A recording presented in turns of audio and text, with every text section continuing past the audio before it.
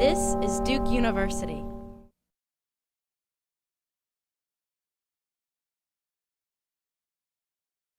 I'm Anne Pusey. I'm the chair of the Department of Evolutionary Anthropology at Duke University.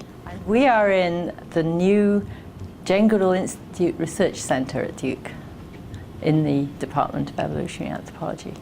The research center, it houses data from Jane Goodall's study of chimpanzees in Tanzania, 50 years of data, and that data is still coming because the study is carrying on.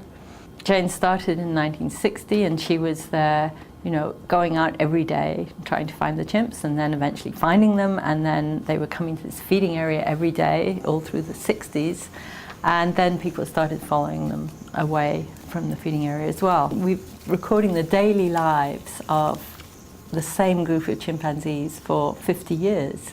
So we've got lives of many chimps that were observed from birth to death now.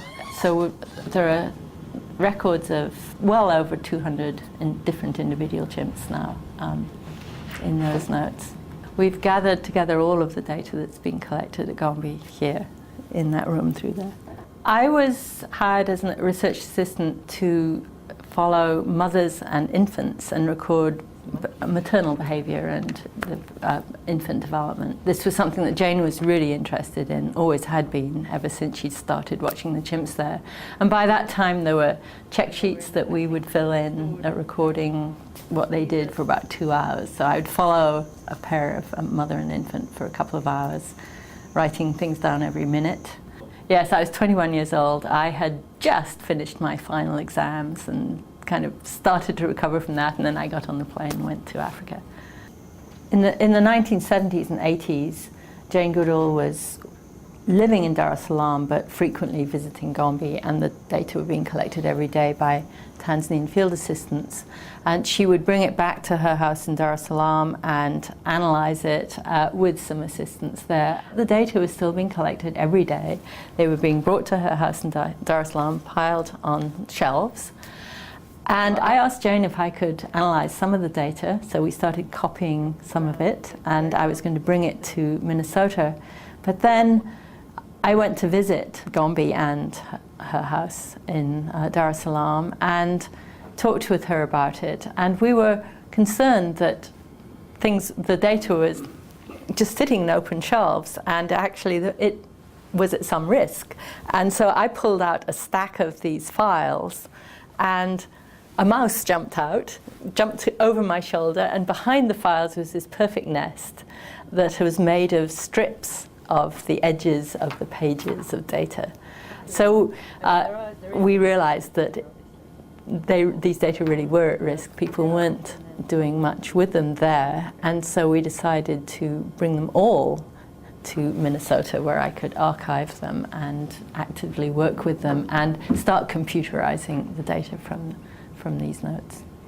We're trying to digitize everything. So every piece of data from the check sheets is being entered into our database. I work with all of the data that come out of Gombe, as well as conduct some of my own research in the field. I gave Anne a phone call, and she agreed to meet with me. She took me back to the archive and opened up these drawers and found these old documents that were literally older than I was and had been written by Jane Goodall and all these famous other names that I had heard of, and it smelled like Africa.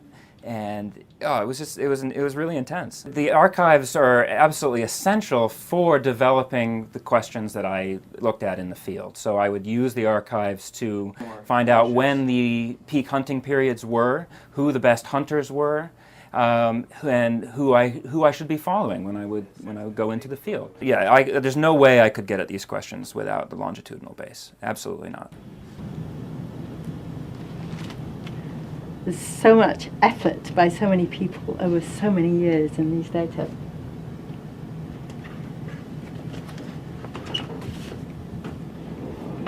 Produced by Duke University, online at duke.edu.